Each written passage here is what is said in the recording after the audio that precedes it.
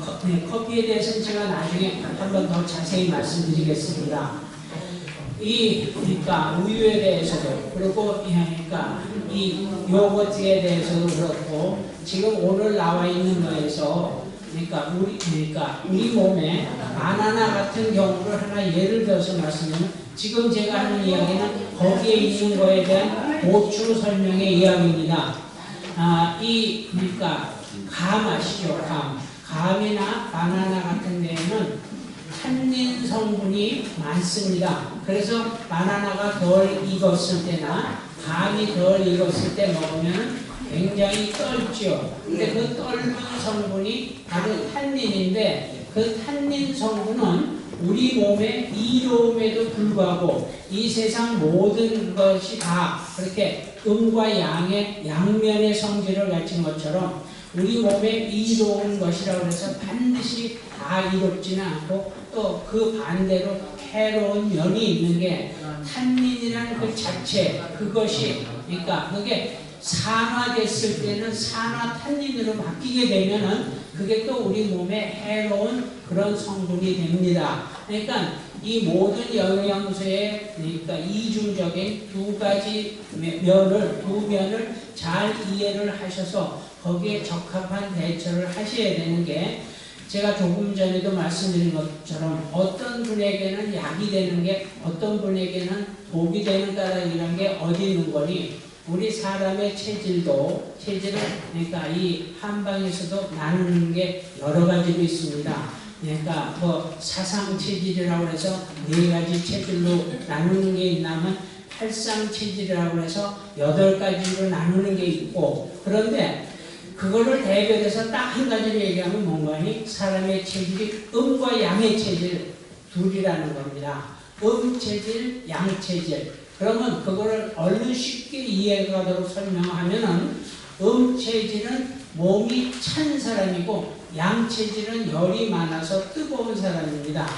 그러니까 이 일반적인 혈액을 가지고 얘기를 하자면은 A형 같은 체질은 음의 체질이고 그러니까 B형 같은 경우는 양의 체질이고 그러니까 바로 그런 것처럼 음의 체질인 사람에게 약이 되는 것은 양의 체질인 사람에게는 독이 되는 겁니다. 그 대표적인 예를 들면 인삼이나 꿀이 어떤 사람에게는 약이 되는 거니 음체질, 즉 냉체질, 몸이 찬 사람에게는 대단한 보약이 되고 도움이 되지만 반대로 그러니까 몸이 뜨거운 사람에게는 인삼이나 꿀은 먹게 되면은 이 얼굴이 붉어지면서 그러니까 부작용이 올 수가 있는 겁니다. 그래서 그러니까 그 전에 몇 년 전에 있었던 일이 로얄 젤리를 먹고 로얄 젤리가 그러니까 분명히 완전 식품이면 틀림없음에도 불구하고 그 로얄 젤리를 먹고 죽은 경우가 있죠. 바로 그게 왜 그런 거 아니? 체질이니까 물론 그 로얄 젤리도 그래요. 그 사람이 로얄 젤리의 성질을 알고 맞춰서 소량을 먹었다면은 그렇게 죽게 되는 그런 불행한 경우까지는 생기질 않았을 텐데 로얄 젤리가 좋다니까 양의 체질인 사람이 로얄 젤리를 푹 떠 먹으니까 그게 그러니까 그 사람의 몸이 감당을 못한 바람에 그러니까 부작용을 일으켜서 그렇게 된 거지요. 그렇처럼 그런 사람의 경우도 어떤 거래 로얄 젤리를 소량을 조금씩 먹게 돼서 몸이 적응을 하게 되면 대단한 보약이 되는 겁니다. 그런데 그거를 이해 못하고 그러니까 무엇이 좋다 하니까 이 사람이 양의 체질인 사람이 그걸 푹 먹고 보니까 몸이 미처 감당을 못하다 보니까 죽음으로 이르는 그런 불행한 일까지 하게 된 거죠. 그래서 그러니까 다시 말씀드리지만 그리고 조금 아까 제가 그러니까 화장실 다녀오시라고 해서 제가 질문을 못 받아서 그런데 계속 하기 전에 질문 있으시면 질문을 받고 거기에 대해서 답변을 하고 마저 하도록 하겠습니다. 질문 있으신 분 답변을 하겠습니다. 먼저 끝에 분부터 갈게요. 그러니까 바로 조금 아까 제가 말씀드렸던 냉체질과 음체질에서 그러니까 그래요. 우선 먼저 필요한 거는 본인의 체질이 냉체질인지 양체질인지 그러니까 그거를 확인을 해서 내 몸이 찬가 더운가를 확인하시는 게 가장 중요하고, 그리고 일반적으로는 한국 사람의 체질로서는 그러니까 인삼이나 꿀을 드셔가지고 해로울 사람은 별로 없습니다. 한국 사람은 양체질인 사람이, 그러니까 한국 사람 중에 제일 적은 게 태양 체질이라고 해서 양 중에 양인 체질이 태양 체질입니다. 태양 체질인 사람은 그러니까 여러분들 중에 혹시 보셨는지 모르는데 매운 음식을 먹게 되면, 어디 가서 매운 걸 먹게 되면 머리에서부터 땀을 절절절절 흘립니다. 그리고 참지를 못합니다. 그래서 매운 음식을 못 먹는 그런 사람의 경우, 조금 아까 말씀한 것처럼 인삼과 꿀을 먹게 되면 그 사람의 경우는 좀 힘들어질 수도 있습니다. 그런데 그럼에도 불구하고 그런 분도 몸에 도움을 주기 위해서 꿀과 인삼을 소량씩 조금씩 들게 되면은 사람은 적응력이라는 게 있습니다. 어느 경우에도. 그래서 소량에서부터 시작해서 계속 들게 되면 도움이 됩니다. 그런데 여기 질문하신 분의 경우는 제가 여기에서 보니까 분명히 체질입니다. 그래서 그러니까 제가 지금 잠깐 여백의 얘기로 하면은, 원래 한이라는 사람이 어떤 사람이 걸어 들어올 때 7발자국 안쪽에 그 사람이 어디에고 대개 체질이 뭐다 하는 거를 구별을 못할 정도가 되면 그 사람은 한 방을 제대로 공부 못한 사람입니다. 그리고 그런 사람의 경우는 치료를 안 하는 게 낫습니다. 괜히 선무당에 사람 다닌다고 그런 사람이 치료를 하게 되면은 어떤 심각한 문제를 일으킬 수도 있는 게, 왜 그런 거 아니? 앞으로 제가 사열침할 때도 설명하겠지만 사열하는 장소 거기에 따라 가지고 그러니까 음체질과 양체질의 사람이 그러니까 사열하는 위치가 조금 다를 수도 있고 그러니까 해서는 안 되는 그런 경우도 있습니다. 그러니까 바로 그 사람의 체질을 조차도 제대로 구분 못하는 사람이 치료를 한다면 그 치료가 아니라 때에 따라서는 망칠 수도 있고 더 해가 될 수도 있겠죠. 그러니까 체질을 파악해서 하는데, 지금 질문하신 분의 경우는 인삼과 꿀은 계속 드셔야 되는데 지금 그래요. 제가 그전에도 누차 말씀드렸지만, 그러니까 이 잠깐 동안 들고 효과가 없다. 그건 없을 수밖에 없습니다. 여기 계신 분들이 최소한도 환갑은 다 지나신 분이니까 60, 70년을 사셨는데 어떤 보약에는 소위 그래요. 제가 이 이야기는 이게 이 세상에 보약은 없습니다. 이거는 그러니까 갖다 주워다 붙이느라고 한 말이지 이 세상에 보약은 없습니다. 보약은 음식이 보약이고 음식을 제대로 섭취하면 그게 내 몸에 보약이 되는 거지, 무슨 따로 특별히 보약이라고 나와 있는 거는 없습니다. 그런데 지금 그러니까 분의 경우는 체질이 그걸 드시는데 꾸준히 오래 드셔야 됩니다. 그래야 좀 손발이 찬 경우, 그러니까 수족냉증이라고 그러죠. 수족냉증의 경우 어떤 거니, 인삼과 꿀을 드실 때 아무리 짧아도 3개월에서 6개월 이상 드셔야 효과를 느끼지, 뭐 한 달 정도 드시고 그거 먹어도 아무 소용없다, 그거는 아무 소용이 없을 수밖에 없습니다.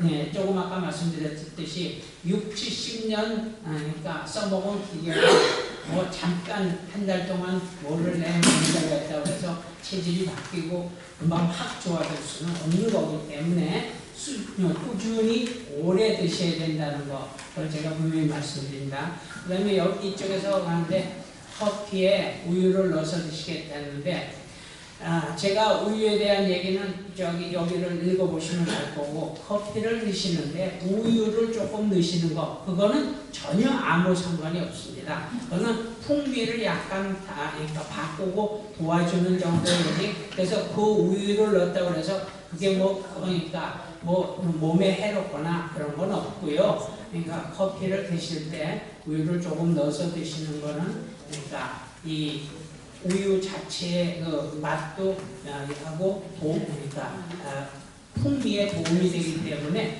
그런 것까지 뭐 그러니까 신경 쓰실 건 없습니다.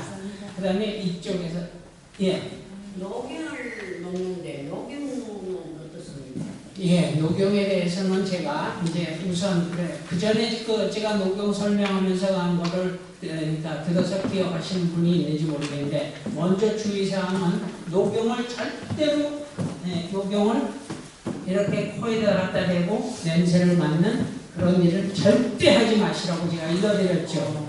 왜 그런가 하니 녹용도 그거에 살아있는 생체성이기 때문에 그 안에 대단히 치명적인 균이 있을 수가 있습니다. 그래서 그러니까 그거를 가열을 해서 약으로 가고 난 다음에 하는 건 상관없지만 그냥 그대로 상태에서 판매하고 있는 녹용을 냄새를 맡겠다고 코에 대고 했을 때 그게 폐를 통해서 폐에 들어가게 되면 치명적인 문제를 일으킬 수가 있으니까 절대로 녹용은 그러니까 직접적으로 냄새를 맡는 그런 거는 안 하시는 게 근데 언제나 뭐 냄새를 맡으실 때는 가까이 내시고 이렇게 손으로 이렇게 해서 맡도록 하세요. 어떤 경우도 코에다 갖다 대고 코를 직접 그러니까 호흡을 하는 거는 그러니까 안 좋을 수 있으니까 습관을 그렇게 드리는데 녹용에 대해서 잠깐 제가 설명을 드리면 그러니까 여기 그러니까 녹용이라는 게 세계에 녹용이 가는 데가 여러 군데 많죠. 그런데 녹용은 이제 그 녹용의 본질적인 이야기를 하면은 그 녹용이라는 게 여러분들이 잘 아시는 것처럼 사슴이 그러니까 그러니까 이 교미기가 되게 되면 수컷의 뿔로 모든 게 그러니까 사슴뿐만이 아니라 그 초식과 동물의 특성이 어떤 거니 수컷 한 마리가 암컷 40마리 정도를 그러니까 관리를 합니다. 그래서 그리고 그 교미기가 되게 되면은 수컷이 한 달 동안 제대로 먹지도 않습니다. 그런데 모든 그 기운이 그때가 그래서 녹용을 할 때 녹용이 그러니까 어려서 자라다가 그게 해마다 떨어집니다. 떨어지는데 그 떨어지기 전에 잘리는 게 그 떨어지는 그러니까 그거를 낙각이라고 합니다. 그러니까 저절로 떨어집니다. 그거는 낙각은 아무 이거 없고 이제 녹용에서는 녹용의 어느 부분이 끝부분에 Y자로 갈라지는 그 부분을 상대라고 하는데 녹용의 제일 끝부분 상대가 그 부분이 제일 비싼 부분이고 제가 건강식품을 시작하게 된 이거를 잠깐 말씀드리면은 그러니까 이 블랙타운에 제 호주 친구 중에 뉴질랜드에서 이 호주에 와서 사는 사람이 뉴질랜드에서 사슴을 기르다가 취미 삼아서 기른 게 약 200마리 정도가 돼 있었습니다. 그런데 그러니까 그 당시만 해도 녹용이란 자체를 모르다 보니까 이 사람이 그 녹용을 했는데 제가 그 친구한테 가가지고 녹용을 그러니까 다라이죠. 그 다라이로 하나 꽉 차게 그 친구한테서 얻어왔습니다. 근데 제가 녹용 처리법에 대해서는 알았지만 여기에 너무 시설이 없고 못 가다 보니까 그거를 생녹용 자체로 그러니까 나눌 수밖에 없습니다. 그래서 그 생녹용을 가는 방법은 어떤 거니? 제일 쉬운 방법이 그러니까 독주, 그러니까 양주죠. 양주에 담그게 되면 안에서 성분이 녹아 나오게 되거든요. 그래서 그렇게 해서 그러니까 먹는 하다가 그 다음에 제가 녹용 가공법을 해가지고 그러니까 한국에서 그걸 데려다가 녹용 가공을 했는데 우선 녹용의 그러니까 성분과 우리 몸에 어떤 거를 잠깐 설명드리면 녹용이 조금 아까 것처럼 아무 때나 녹용의 효능이 있는 게 아니고 그리고 더더군다나 그러니까 그래요. 가장 효능이 있고 강한 건 어떤 거니? 시베리아 그쪽에서 추운 속에서 그러니까 풀을 뜯어먹은 그리고 약초를 뜯어먹은 그게 효능이 있지, 엄밀한 의미로 말해서 이 호주나 뉴질랜드 거는 거기에, 그러니까 이 시베리아나 알라스카 거의 효능에, 글쎄요, 제가 딱 부러지게 몇 퍼센트 정도라고까지는 얘기할 수 없지만, 성분을 제가 그 전에 성분 분석을 받았던 거로 봤을 때, 이 호주나 뉴질랜드 것은 그 시베리아나 알라스카 거에 반이 안 되더라고요. 그 안에 들어있는 효능이. 그러니까 그래서 그런데 그 녹용의 작용은 어떤 거니? 우리의 기혈을 보충해 줍니다. 그러면 조금 아까 제가 그래서 설명드린 게 순놈 한 마리가 암놈 40마리를 임신시킬 수 있을 만한 그만한 힘을 가졌기 때문에, 즉 정의 축적이 하기 때문에 그거를 하게 되면 우리 몸에 정을 보혈해주는 그런 효능이 있는 겁니다. 그래서 그걸 하는데, 여기서 녹용을 하면서 시간이 가기 때문에 제가 빨리빨리 설명하고 지나가면, 녹용은 그러니까 어린아이에게 먹이는 거는 어린아이를 바보 병신을 만드는 겁니다. 모르는 어머니들이 어떤 거니 아이를 데려다가 녹용을 먹이는데, 녹용은 최소한도 그러니까 8, 9세가 지난 다음에 먹여야지, 너무 어린 아이에게 먹이게 되면 그게 몸에 해가 되는 게, 왜 그런 거니? 너무 지나친 정이 이 뇌로 들어가게 되면 뇌에 손상을 주게 됩니다. 그래서 어려서 녹용을 먹인 아이가 잘못되게 되면 천치 바보가 됩니다. 예, 맞아요. 그래서 절대로 어려서는, 그러니까 요즘 젊은 어린아이들이 그러니까 모르다 보니까, 거기다가 또 더 나쁜 사람은 제가 말씀드렸지만 한의사라는 사람이, 이 세상에 제가 말씀드렸지만 보약은 없다고 그랬죠. 그런데 그러니까 한의사가 돈을 벌 수 있는 거는 보약밖에 없는데, 사실 보약이라는 건 없지만 어떻게든 간에 보약을 먹여야 돈이 되니까. 그래서 제가 다시 한번 이것도 전에 말씀드린 적이 있는데, 의사가 양의사든 한의사든, 그러니까 양의사나 한의사가 엄청난 거부가 돼서 일병을 몇 개씩 했다. 나는 분명히 얘기하지만 이건 제 주관입니다. 그러니까 절대로 그 사람은 제가 볼 때는, 제 주관에서 볼 때는 그건 의사 아닙니다. 도둑놈입니다. 왜냐하면 정말로 그래요. 이 세상에 훌륭한 의사분들도 많고 대단히 정말 존경할 의사들이 많지만, 존경할 의사치고 부자는 없습니다.